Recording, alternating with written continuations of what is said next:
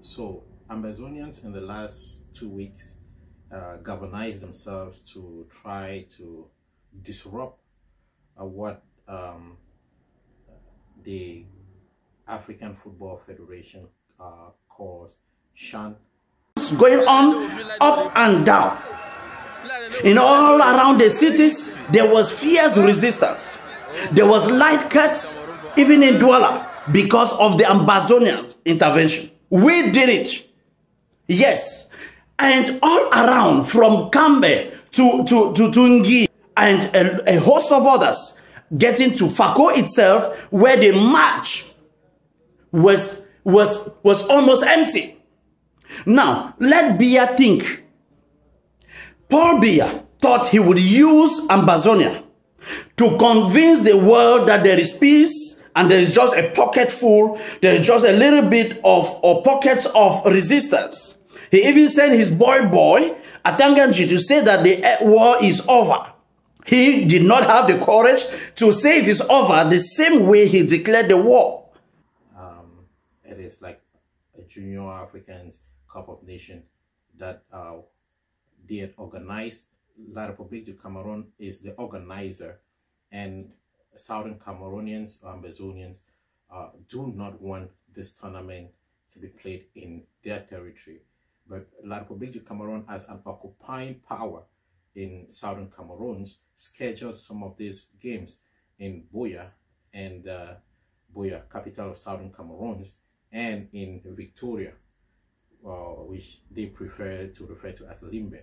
So Southern Cameroonians, in objection, galvanize themselves and try to disrupt this competition to be played in the Southern Cameroons, because the Southern Cameroonians are not organized in this tournament.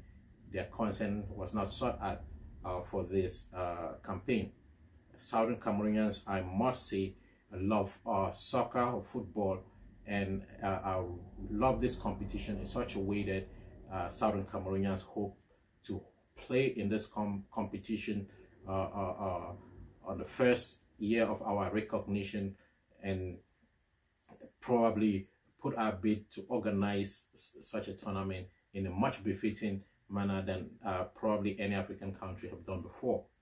That said, at a time when over 16,000 Southern Cameroonians have died, over 500 Southern Cameroonian and Amazonian villages burned down, over 4,000 Southern Cameroonians currently being held hostage in La République du Cameroon, that is trying to host this competition in another country, the Southern Cameroons. And at a time when there is a state of war, and it described by many conflict experts as a genocide, Southern Cameroonians do not think for any foreign nation participating in this tournament to, in all decency, to come to the Southern Cameroons to promote the image of a country that has such bad human rights record and is currently illegally occupying another territory and committing genocide. So this is wrong by every stretch of the word. And for any African country that has taken part, particularly those of the D-pool who were scheduled to play in this tournament in Buea, capital of Southern Cameroon, and in Victoria, who did not protest or reject this offer, it's quite a shame.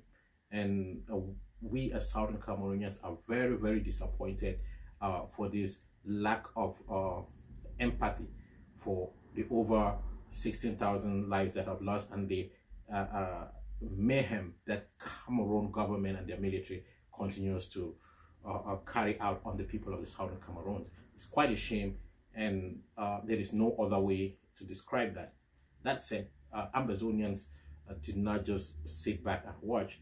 They galvanized themselves and put their resources to challenge Cameroon's hosting of this tournament in Amazonia.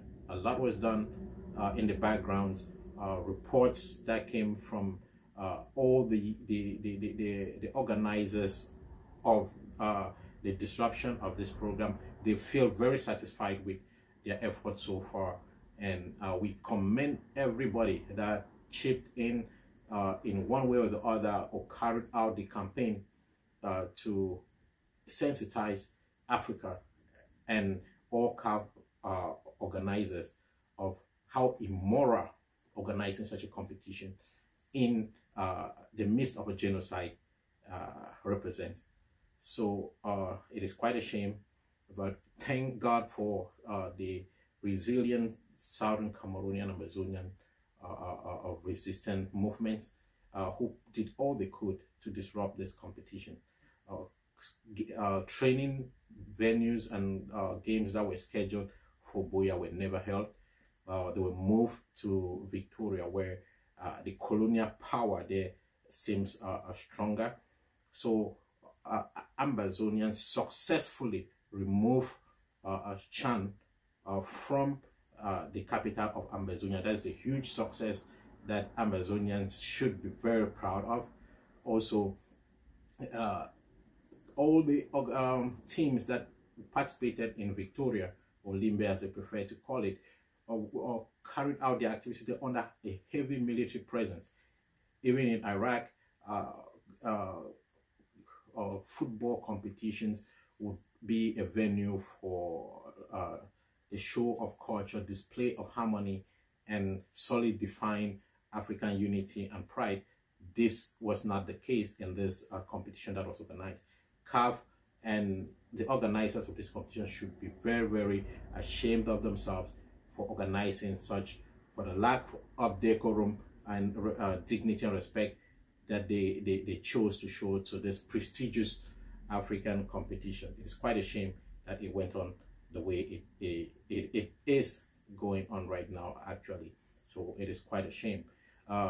We can also tell that besides the heavy military presence, players being transported to playing grounds under armored vehicles, putting their lives and their careers at risk.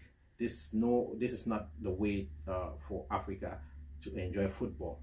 It's not done like this, and everyone associated with this competition should be embarrassed and ashamed of themselves.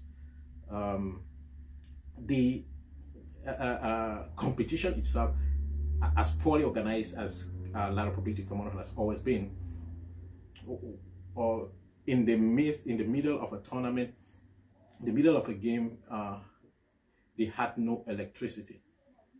Whatever may have gone behind the scenes to make sure that electricity was disrupted, perhaps it was part of the Ambazonian efforts and campaign to frustrate this tournament.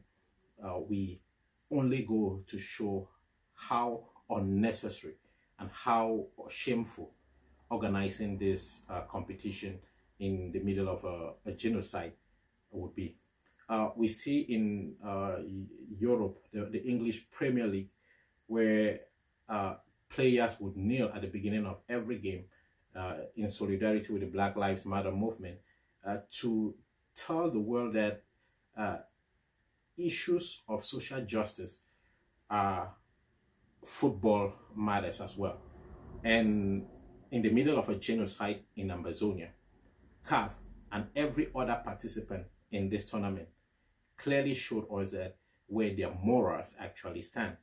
So for all of you who are participating in this tournament right now, I can only say shame to you.